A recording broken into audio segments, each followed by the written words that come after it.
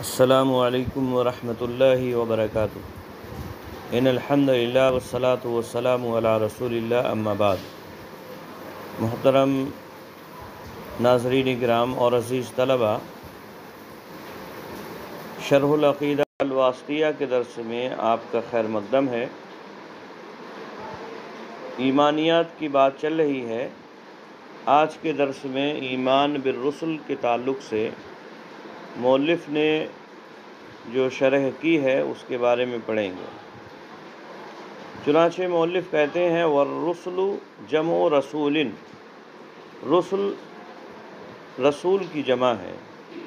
وقد تقدم انہ من اوحى اللہ الیہ بشرع وامرہ بتبلیغہ، اور یہ بات اس سے پہلے گزر چکی ہے کہ رسول اس ذات کو کہتے ہیں جس کی طرف اللہ رب العالمین نے وحی کی ہے شریعت کی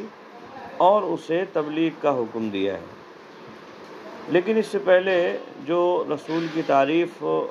مؤلف نے بیان کی تھی، وہاں ہم نے اس بات کی وضاحت کی کہ رسول اصل میں اس آدمی یا اس ذات کو کہتے ہیں جس کی جانب نئی شریعت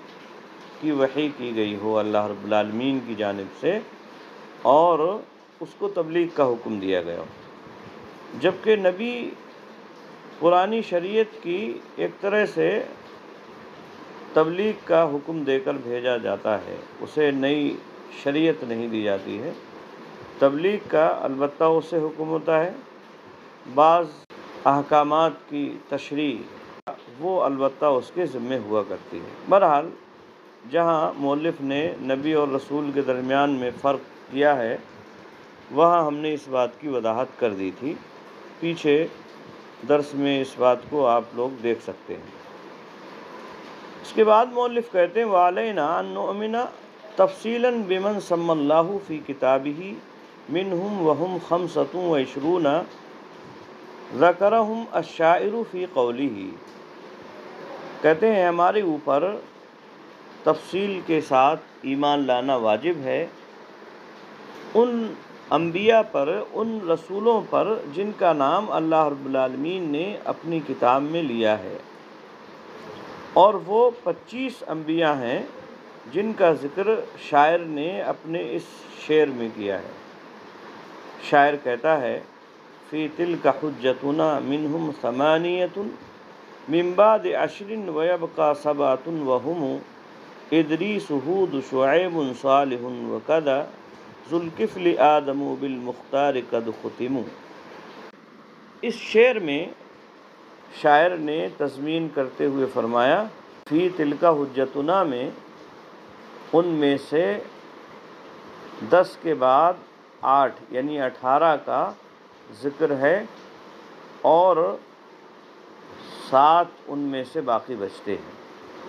اور وہ 7 ہیں ادریس علیہ السلام، ہود، شعیب، صالح، اسی طرح سے ذوالکفل، آدم اور مختار، جن کے ساتھ انبیاء کے سلسلے پر مہر لگا دی گئی۔ یہاں فی تلک حجتنا جو شاعر نے کہا ہے، یہ اصل میں سورۃ الانعام کی آیت نمبر 83 کی جانب اشارہ ہے، جس میں آیت نمبر 83 سے لے کر 86 تک اللہ رب العالمین نے ان 18 انبیاء علیہم السلام کا ذکر فرمایا ہے۔ حاشیے میں وہ آیت کریمہ مؤلف نے ذکر فرمائی ہیں، چنانچہ اللہ رب العالمین فرماتا ہے اعوذ باللہ من الشیطان الرجیم بسم اللہ الرحمن الرحیم وَتِلْكَ حُجَّتُنَا آتَيْنَاهَا إِبْرَاهِيمَ عَلَى قَوْمِهِ نَرْفَعُ دَرَجَاتٍ مَّن نَّشَاءُ إِنَّ رَبَّكَ حَكِيمٌ عَلِيمٌ وَوَهَبْنَا لَهُ إِسْحَاقَ وَيَعْقُوبَ كُلًّا هَدَيْنَا وَنُوحًا هَدَيْنَا مِن قَبْلُ وَمِن ذُرِّيَّتِهِ دَاوُودَ وَسُلَيْمَانَ وَأَيُّوبَ وَيُوسُفَ وَمُوسَى وَهَارُونَ وَكَذَلِكَ نَجْزِي الْمُحْسِنِينَ وَزَكَرِيَّا وَيَحْيَىٰ وَعِيسَىٰ وَإِلْيَاسَ كُلٌّ مِّنَ الصَّالِحِينَ وَإِسْمَاعِيلَ وَالْيَسَعَ وَيُونُسَ وَلُوطًا وَكُلًّا فَضَّلْنَا عَلَى الْعَالَمِينَ۔ تو ان آیات میں اللہ رب العالمین نے 18 انبیاء علیہم الصلاۃ کا ذکر فرمایا ہے، اور وہ ہیں حضرت ابراہیم علیہ الصلاۃ والسلام، حضرت اسحاق، یعقوب، حضرت نوح، حضرت داؤد، حضرت سلیمان، ایوب، یوسف اور موسیٰ، ہارون، اور اسی طرح سے زکریا، یحییٰ، عیسیٰ، الیاس، اسماعیل، یسع اور حضرت یونس، لوط۔ تو یہ انبیاء علیہم الصلاۃ والسلام جن کا ذکر اللہ رب العالمین نے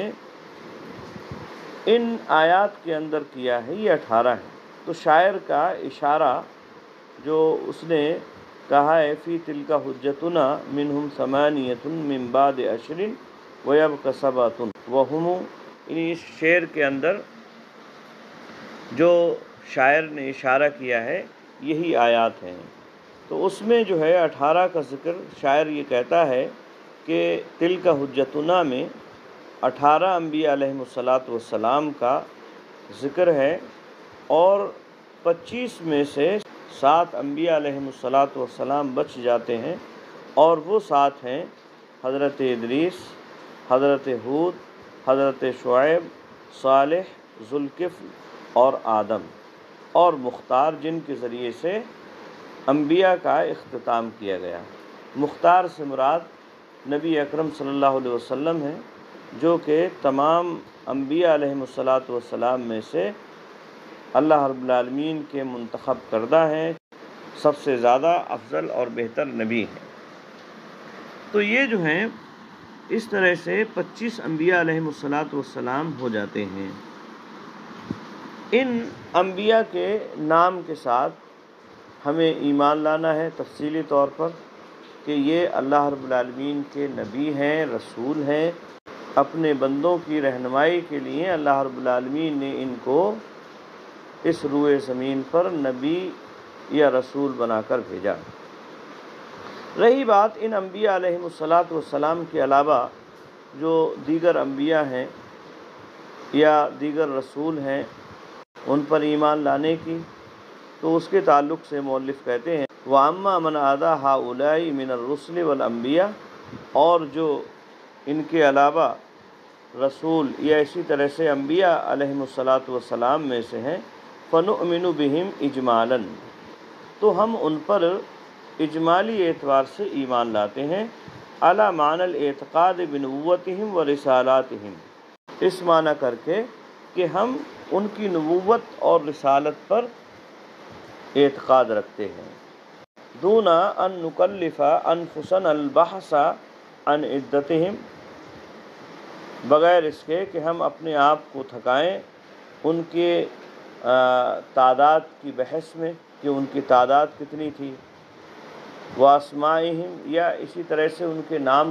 کیا ہیں، یعنی ہمیں ان کے ناموں کا یا اسی طرح سے ان کی تعداد کے بارے میں زیادہ بحث و مباحثے کی ضرورت نہیں ہے۔ اجمالی اعتبار سے ہم ان پر ایمان لے کے آتے ہیں کہ ہاں اللہ رب العالمین نے ہر قوم، ہر علاقے اپنے بندوں کی رہنمائی کے لیے نبیوں اور رسولوں کو بھیجا۔ فَإِنَّ ذَلِكَ مِمَّا اخْتَصَّ اللَّهُ بِعِلْمِهِ تَعَالَى، کیونکہ یہ ان امور میں سے ہے یا ان باتوں میں سے ہے جن کو اللہ رب العالمین نے اپنے علم کے ساتھ خاص کر لیا ہے، یعنی انبیاء علیہم الصلاۃ والسلام کی تعداد کیا ہے، کس کس قوم میں کون کون آیا ہے، اس کا نام کیا ہے، یہ ساری باتیں اللہ رب العالمین کے علم سے متعلق ہیں، اور یہ ان امور میں سے ہیں جن کو اللہ رب العالمین نے اپنے علم کے ساتھ خاص کر لیا ہے۔ قال تعالی، اللہ رب العالمین فرماتا ہے وَرُسُلًا قَدْ قَصَصْنَاهُمْ عَلَيْكَ مِن قَبْلُ وَرُسُلًا لَمْ نَقْصُصْهُمْ عَلَيْكَ، کہ اور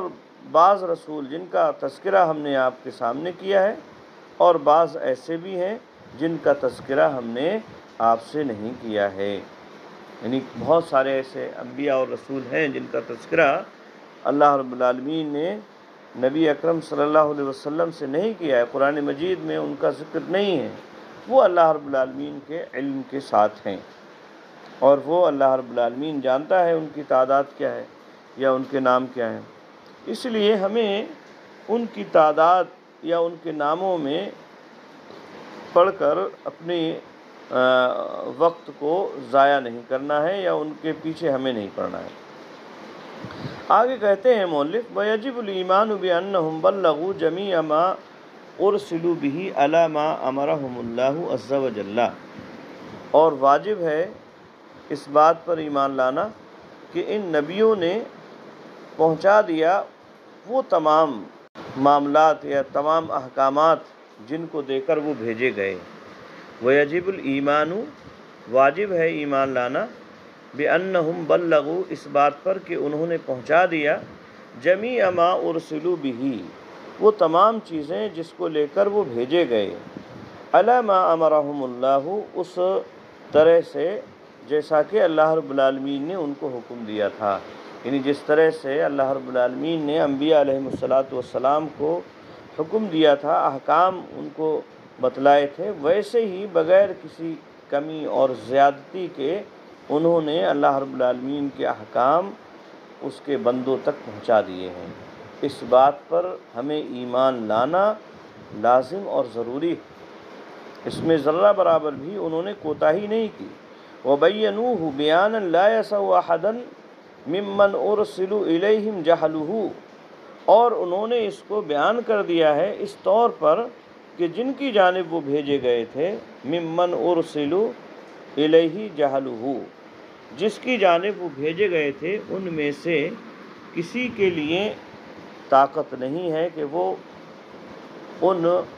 احکام سے ناواقف ہو، یعنی جو بھی چیزیں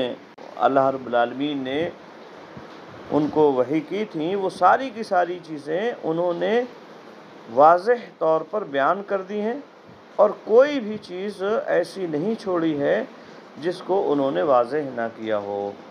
اور اس طور پر واضح کر دی ہیں کہ کسی بھی آدمی کے لیے یہ ممکن نہیں ہے کہ وہ ان باتوں کو جانتا نہ ہو۔ وَأَنَّهُمْ مَعْصُومُونَ مِنَ الْكِذْبِ وَالْخِيَانَةِ وَالْكِتْمَانِ وَالْبَلَادَةِ، اور اسی طرح سے اس بات پر بھی ایمان لانا واجب اور ضروری ہے کہ انبیاء علیہ السلام جھوٹ سے اور خیانت سے معصوم ہیں، اسی طرح سے وحی کو چھپانے سے، کتمان یعنی چھپانے سے بھی معصوم ہیں، والبلادتی، اور بے وقوفی سے بھی وہ معصوم ہیں۔ ظاہر سی بات ہے کوئی بھی نبی جسے اللہ رب العالمین لوگوں کی ہدایت اور رہنمائی کے لیے بھیجے گا تو وہ جھوٹ نہیں بول سکتا ہے، وہ خیانت نہیں کر سکتا ہے، یا اسی طرح سے جو وحی کی گئی ہے اللہ رب العالمین کی جانب سے اس پر وہ اس کو چھپا نہیں سکتا ہے، اور اس کے اوپر اتنی بڑی ذمہ داری جب اللہ رب العالمین نے رکھی ہے تو ظاہر سی بات ہے وہ کوئی بے وقوف اور کم عقل نہیں ہو سکتا ہے۔ تو اس بات پر بھی ہمیں ایمان لانا لازم اور ضروری ہے کہ انبیاء علیہ السلام ان تمام نقائص اور عیوب سے پاک ہیں کہ وہ نہ تو جھوٹ بول سکتے ہیں، نہ خیانت کر سکتے ہیں، نہ کسی وحی اور دین کی بات کو چھپا سکتے ہیں، اور نہ ہی وہ کم عقل یا بے وقوف ہوں گے۔ وَأَنَّ أَفْضَلَهُمْ أُولُو الْعَزْمِ، اور ان میں سے جو اولو العزم ہمت والے ہیں وہ بہتر ہیں، افضل ہیں۔ وَالْمَشْهُورُ أَنَّهُمْ مُحَمَّدٌ وَإِبْرَاهِيمُ وَمُوسَى وَعِيسَى وَنُوحٌ لِأَنَّهُمْ ذُكِرُوا مَعًا فِي قَوْلِهِ تَعَالَى، کہتے ہیں